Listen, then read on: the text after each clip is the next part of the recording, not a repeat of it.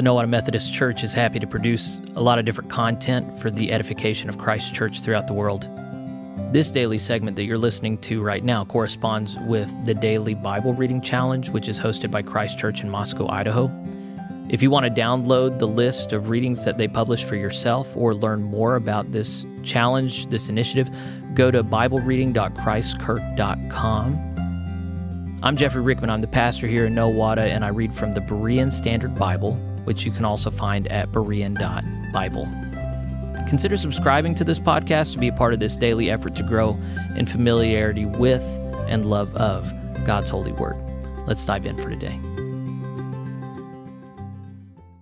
Hey friends, I'm Jeffrey. I'm the pastor of the Nowata Methodist Church that's hosting this podcast, and I'm glad you're joining me today. We're picking up in Nehemiah, and the place in history where we're picking up was after Ezra, which we concluded a couple days ago. But what's briefly, if I had to rehearse what's happened so we know where we are in this story, there was a northern and southern kingdom of the Jews. The southern kingdom was the only one right with God. They're the ones with the temple. They're the ones carrying forward the lineage of David. The northern kingdom has been completely wiped out. The southern kingdom got overrun, and then there was something called the dispersion or the exile, where the Jews were flung about the Babylonian Empire, and then the Persians took over, and their king sent the Jews back to their homeland to rebuild their temple in order to offer sacrifices to him and his glory and the glory of his empire. So he commissioned several people, and over a couple of generations, they have rebuilt the temple, and there's been some politics along the way with different leaders of the area trying to stand in the way of the Jews, but the Jews prevailed in Ezra. So now we're picking up in Nehemiah chapter 1. These are the words of Nehemiah, son of Hakaliah,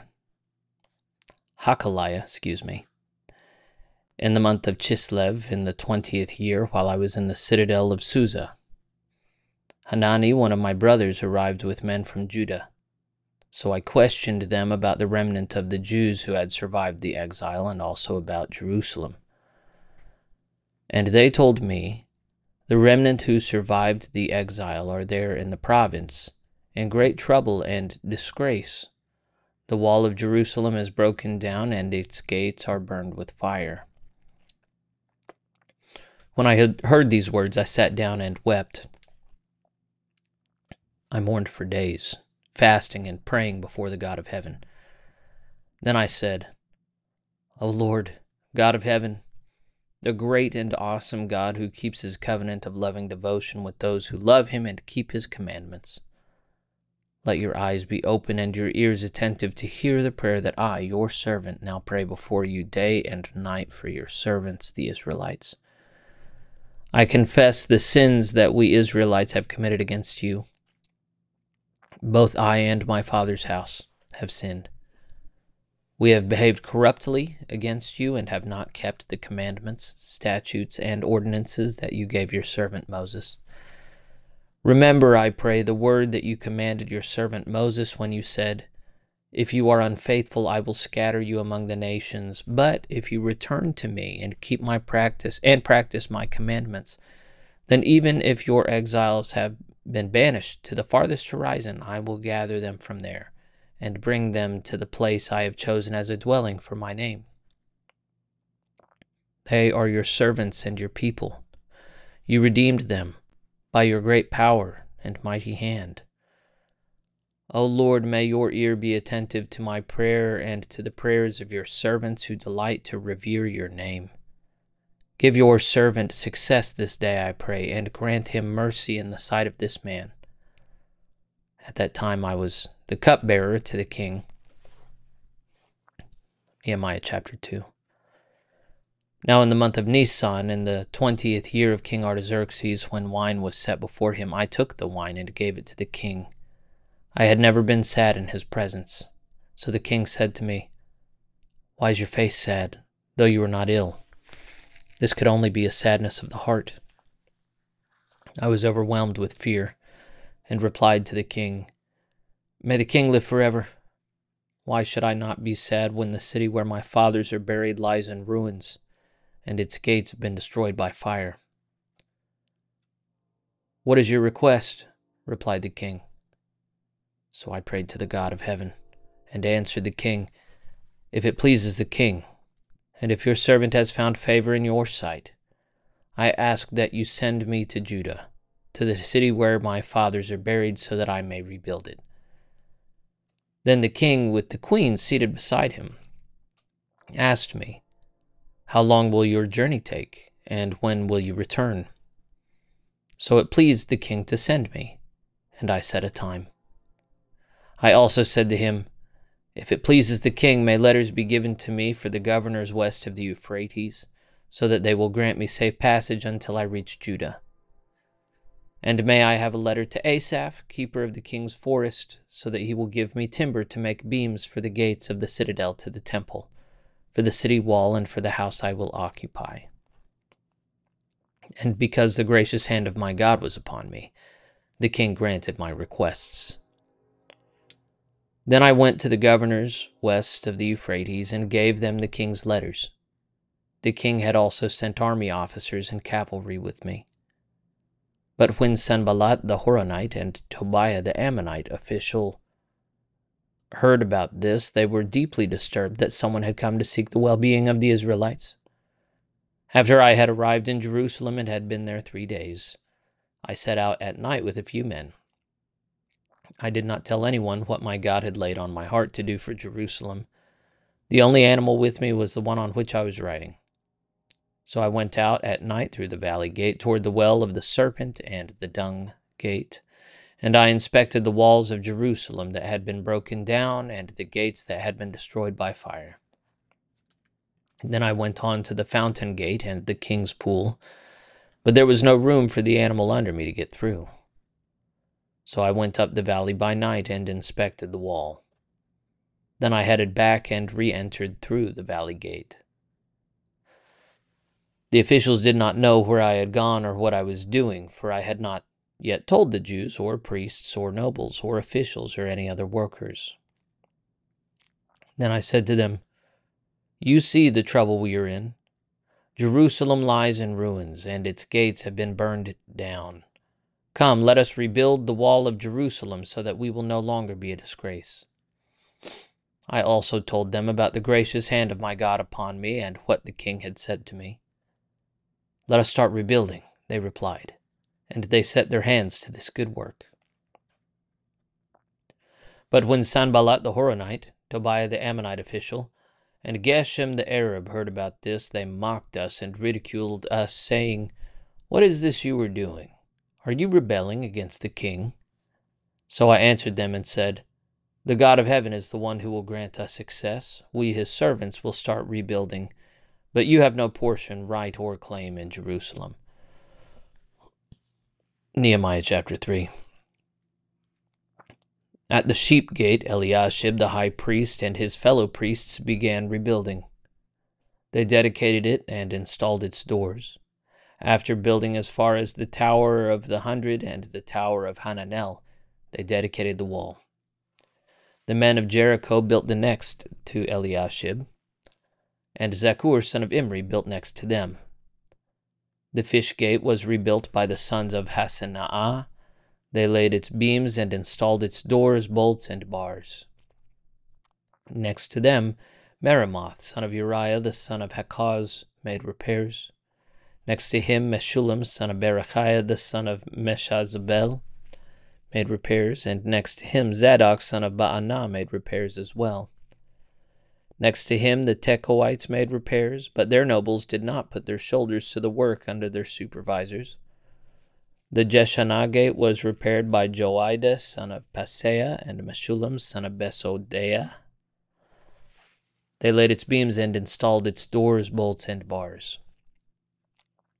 Next to them, repairs were made by Melatiah the Gibeonite, Jadon the Meronothonite, and the men of Gibeon and Mitzpah, who were under the authority of the governor of the region west of the Euphrates. Next to them, Uzziel, son of Harahiah, one of the goldsmiths, made repairs. And next to him, Hananiah, son of the perfumer, made repairs. They fortified Jerusalem as far as the broad wall. Next to them, Raphiah, son of Hur, ruler of a half-district of Jerusalem, made repairs. Next to him, Jediah, son of Harumaph, made repairs across from his house. And next to him, Hattush, son of Hashabneah, made repairs.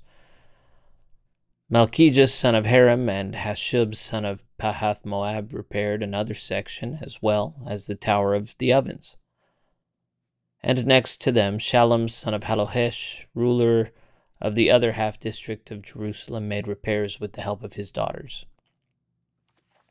The valley gate was repaired by Hanun and the residents of Zenoah.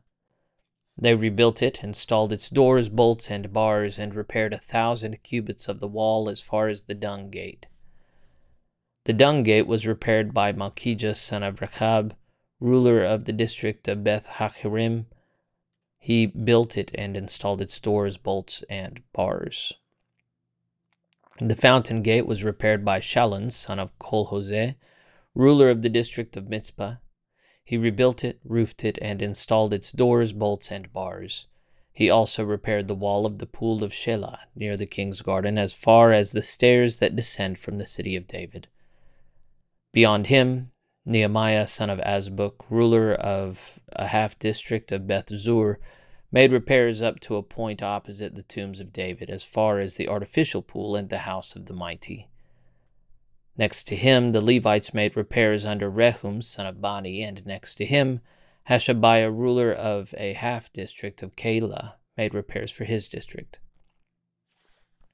Next to him, their countrymen made repairs under Binnui, son of Henadad, ruler of the other half-district of Keilah. And next to him, Ezra, son of Jeshua, ruler of Mitzpah, repaired another section opposite the ascent to the armory, near the angle in the wall.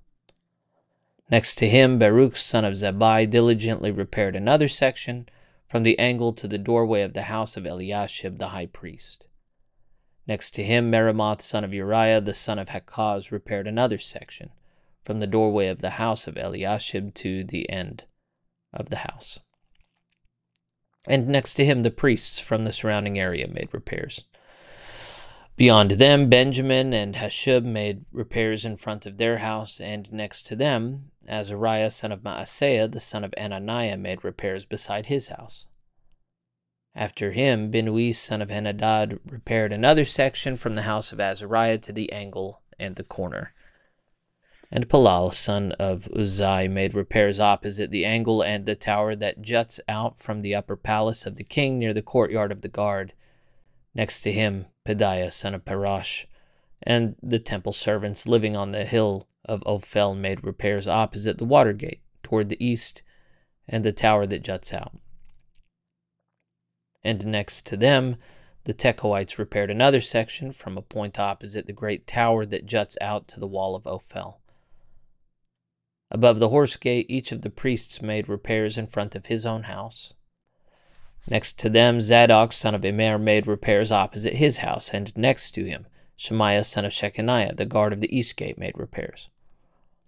Next to him, Hananiah, son of Shelemiah, as well as Hanun, the sixth son of Zelaph, repaired another section. Next to them, Meshullam, son of Berechiah, made repairs opposite his quarters.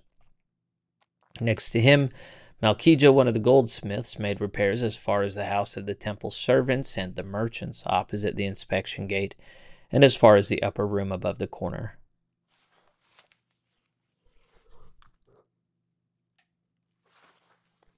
And between the upper room above the corner and the sheep gate, the goldsmiths and merchants made repairs. Nehemiah chapter 4. Now when Sanballat heard that we were rebuilding the wall, he was furious and filled with indignation. He ridiculed the Jews before his associates and the army of Samaria, saying, "What are these feeble Jews doing? Can they restore the wall by themselves? Will they offer sacrifices? Will they complete it in a day? Can they bring these burnt stones back to life from the mounds of rubble?" Then Tobiah the Ammonite, who was beside him, said, "If even a fox were to climb up on what they are building, it would break down their wall of stones. Hear us, O God, for we are displeased. Turn their scorn back upon their own heads, and let them be taken as plunder to a land of captivity." Do not cover up their iniquity or let their sin be blotted out from your sight, for they have provoked the builders. So we rebuilt the wall until all of it was joined together up to half its height, for the people had a mind to work.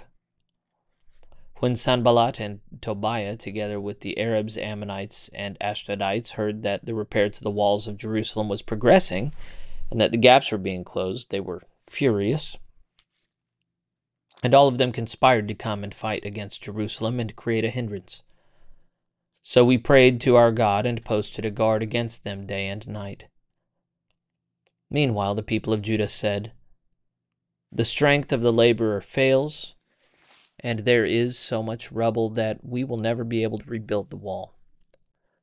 And our enemies said, "Before they know or see a thing, we will come into their midst, kill them, and put an end to the work." At that time, the Jews who lived nearby came and told us 10 times over, "Wherever you turn, they will attack us." So I stationed men behind the lowest sections of the wall at the vulnerable areas. I stationed them by families with their swords, spears, and bows. After I had made an inspection, I stood up and said to the nobles, the officials, and the rest of the people, "Do not be afraid of them. Remember the Lord who is great and awesome, and fight for your brothers, your sons and your daughters, your wives and your homes." When our enemies heard that we were aware of their scheme and that God had frustrated it, each of us returned to his own work on the wall. And from that day on, half of my servants did the work, while the other half held spears, shields, bows, and armor. The officers stationed themselves behind all the people of Judah, who were rebuilding the wall. The laborers who carried materials worked with one hand and held a weapon with the other. And each of the builders worked with his sword strapped at his side. But the trumpeter stayed beside me. Then I said to the nobles, the officials, and the rest of the people, "The work is great and extensive, and we are spread out far from one another along the wall. Wherever you hear the sound of the horn, rally to us there. Our God will fight for us." So we continued the work, while half of the men held spears from the break of dawn until the stars came out. At that time I also said to the people, "Let every man and his servant spend the night inside Jerusalem, so that they can stand guard by night and work by day." So neither I nor my brothers nor my servants nor the guards with me changed out of our clothes. Each carried his weapon, even to go for water. Nehemiah chapter 5. About that time there was a great outcry from the people and their wives against their fellow Jews. Some were saying, "We and our sons and daughters are numerous. We must get grain in order to eat and stay alive." Others were saying, "We are mortgaging our fields, our vineyards, and our homes to get grain during the famine." Still others were saying, "We have borrowed money to pay the king's tax on our fields and vineyards. We and our children are just like our countrymen and their children, yet we are subjecting our sons and daughters to slavery. Some of our daughters are already enslaved, but we are powerless to redeem them because our fields and vineyards belong to others." When I heard their outcry and these complaints, I became extremely angry, and after serious thought I rebuked the nobles and officials, saying, "You are exacting usury from your own brothers." So I called a large assembly against them and said, "We have done our best to buy back our Jewish brothers who were sold to foreigners, but now you are selling your own brothers, that they may be sold back to us." But they remained silent, for they could find nothing to say. So I continued, "What you are doing is not right. Shouldn't you walk in the fear of our God to avoid the reproach of our foreign enemies? I, as well as my brothers and my servants, have been lending the people money and grain. Please, let us stop this usury. Please restore to them immediately their fields, vineyards, olive groves, and houses, along with the percentage of the money, grain, new wine, and oil that you have been assessing them." "We will restore it," they replied, "and will require nothing more from them. We will do as you say." So I summoned the priests and required of the nobles and officials an oath that they would do what they had promised. I also shook out the folds of my robe and said, May God likewise shake out of his house and possession every man who does not keep this promise. May such a man be shaken out and have nothing. The whole assembly said, Amen, and they praised the Lord, and the people did as they had promised.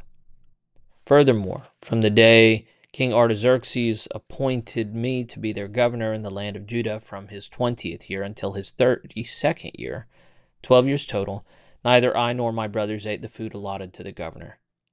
The governors before me had heavily burdened the people, taking from them bread and wine plus 40 shekels of silver. Their servants also oppressed the people, but I did not do this because of my fear of God. Instead, I devoted myself to the construction of the wall, and all my servants were gathered there for the work. We did not acquire any land. There were 150 Jews and officials at my table, besides the guests from the surrounding nations. Each day 1 ox, 6 choice sheep, and some fowl were prepared for me, and once every 10 days an abundance of all kinds of wine was provided. But I did not demand the food allotted to the governor because the burden on the people was so heavy. Remember me favorably, O my God, for all that I have done for this people. Nehemiah chapter 6. When Sanballat, Tobiah, Geshem the Arab, and the rest of our enemies heard that I had rebuilt the wall, and not a gap was left, though to that time I had not yet installed the doors in the gates, Sanballat and Geshem sent me this message. Come, let us meet together in one of the villages on the plain of Ono. But they were planning to harm me. So I sent messengers to them, saying, I'm doing a great work and cannot come down. Why should the work stop while I leave it to go down to you? 4 times they sent me the same message, and each time I gave the same reply. The 5th time Sanballat sent me the same message by his young servant, who had in his hand an unsealed letter that read, It is reported among the nations, and Geshem agrees, that you and the Jews are plotting to revolt, and this is why you are building the wall. According to these reports, you are to become their king, and have even appointed prophets in Jerusalem to proclaim on your behalf, there is a king in Judah. Soon these rumors will reach the ears of the king, so come, let us confer together. Then I sent him this reply. There is nothing to these rumors you are spreading. You are inventing them in your own mind. For they were all trying to frighten us, saying, Their hands will be weakened in the work, and it will never be finished. But now, my God, strengthen my hands. Later, I went to the house of Shemaiah, son of Delaiah, the son of Mehetabel, who was confined to his house. He said, Let us meet at the house of God inside the temple. Let us shut the temple doors, because they are coming to kill you. By night they are coming to kill you. But I replied, Should a man like me run away? Should one like me go into the temple to save his own life? I will not go. I realized that God had not sent him, but that he had uttered this prophecy against me because Tobiah and Sanballat had hired him. He had been hired to intimidate me, that I would sin by doing as he suggested, so they could give me a bad name in order to discredit me. Oh my God, remember Tobiah and Sanballat for what they have done, and also Noadiah, the prophetess, the other prophets who tried to intimidate me. So the wall was completed in 52 days, on the 25th of Elul. When all our enemies heard about this, all the surrounding nations were afraid and disheartened, for they realized that this task had been accomplished by our God. Also in those days the nobles of Judah sent many letters to Tobiah, and Tobiah's letters came back to them. For many in Judah were bound by oath to him, since he was a son-in-law of Shechaniah, son of Ara, and his son Jehohanan had married the daughter of Meshullam, son of Berechiah. Moreover, these nobles kept reporting to me Tobiah's good deeds, and they relayed my words to him. And Tobiah sent letters to intimidate me. Nehemiah 7, this is going to be the last chapter for today. When the wall had been rebuilt and I had set the doors in place, the gatekeepers, singers, and Levites were appointed. Then I put my brother Hanani in charge of Jerusalem, along with Hananiah, the commander of the fortress, because he was a faithful man who feared God more than most. And I told them, "Do not open the gates of Jerusalem until the sun is hot. While the guards are on duty, keep the doors shut and securely fastened, and appoint the residents of Jerusalem as guards, some at their posts and some at their own homes." Now the city was large and spacious, but there were few people in it, and the houses had not yet been rebuilt. Then my God put it into my heart to assemble the nobles and the officials and the people to be enrolled by genealogy. I found the genealogical register of those who had first returned, and I found the following written in it. These are the people of the province who came up from the captivity of the exiles carried away to Babylon by Nebuchadnezzar, its king. They returned to Jerusalem and Judah, each to his own town, accompanied by Zerubbabel, Jeshua, Nehemiah, Azariah, Raamiah, Nahamani, Mordecai, Bilshan, Mispereth, Bigvai, Nehum, and Baanah. This is the count of the men of Israel. The descendants of Parosh, 2,172. The descendants of Shephatiah, 372. The descendants of Ara, 652. The descendants of Pahath Moab, through the line of Jeshua and Joab, 2,818. The descendants of Elam, 1,254. The descendants of Zatu, 845. The descendants of Zakkai, 760. The descendants of Binui, 648. The descendants of Bebai, 628. The descendants of Azgad, 2,322. The descendants of Adonikam, 667. The descendants of Bigvai, 2,067. The descendants of Adin, 655. The descendants of Ater, through Hezekiah, 98. The descendants of Hashem, 328. The descendants of Bezai, 324. The descendants of Hariph, 112. The descendants of Gibeon, 95. The men of Bethlehem and Netophah, 188. The men of Anathoth, 128. The men of Beth Asmaveth, 42. The men of Kiriath Jearim, Kephirah, and Beeroth, 743. The men of Ramah and Gebah, 621. The men of Michmash, 122. The men of Bethel and Ai, 123. The men of the other Nebo, 52. The descendants of the other Elam, 1,254. The descendants of Harim, 320. The men of Jericho, 345. The men of Lod, Hadid, and Ono, 721. And the descendants of Senaah, 3,930. The priests, the descendants of Jediah, through the house of Jeshua, 973. The descendants of Immer, 1,052. The descendants of Pashur, 1,247. And the descendants of Harim, 1,017. The Levites, the descendants of Jeshua, through Kadmiel, through the line of Hodeva, 74. The singers, the descendants of Asaph, 148. The gatekeepers, the descendants of Shallum, the descendants of Ater, the descendants of Talmon, the descendants of Akub, the descendants of Hatita, the descendants of Shobai, 138 in all.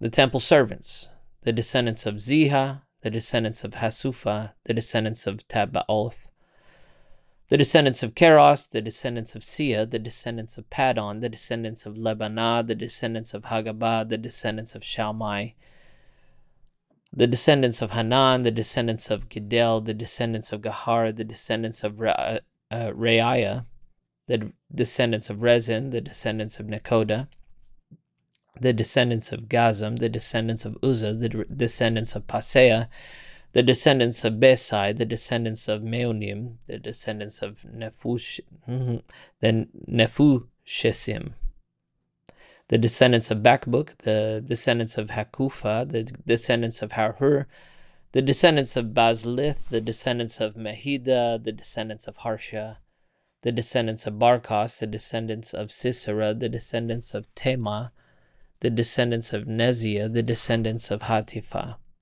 the descendants of the servants of Solomon, the descendants of Sotai, the descendants of Sophereth, the descendants of Perida, the descendants of Ja'alah, the descendants of Darkon, the descendants of Gidel, the descendants of Shephatiah, the descendants of Hatil, the descendants of Pokereth Hazebaim, and the descendants of Ammon. The temple servants and descendants of the servants of Solomon numbered 392 in all.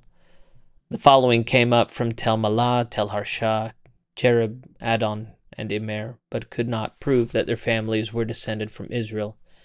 The descendants of Deliah, the descendants of Tobiah, and the descendants of Nekoda, 642 in all. And from among the priests, the descendants of Hobiah, the descendants of Hakaz, and the descendants of Barzillai, who had married a daughter of Barzillai the Gileadite, and was called by their name.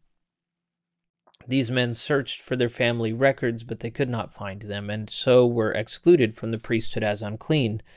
The governor ordered them not to eat the most holy things until there was a priest to consult the Urim and Thummim. The whole assembly numbered 42,360, in addition to their 7,337 men servants and maid servants, as well as their 245 male and female singers. They had 736 horses, 245 mules, 435 camels, and 6,720 donkeys. Each of the heads of the families contributed to the project. The governor gave to the treasury 1,000 derricks of gold, 50 bowls, and 530 priestly garments. And some of the heads of the families gave to the treasury for the project 20,000 derricks of gold and 2,200 minas of silver. And the rest of the people gave a total of 20,000 derricks of gold, 2,000 minas of silver, and 67 priestly garments.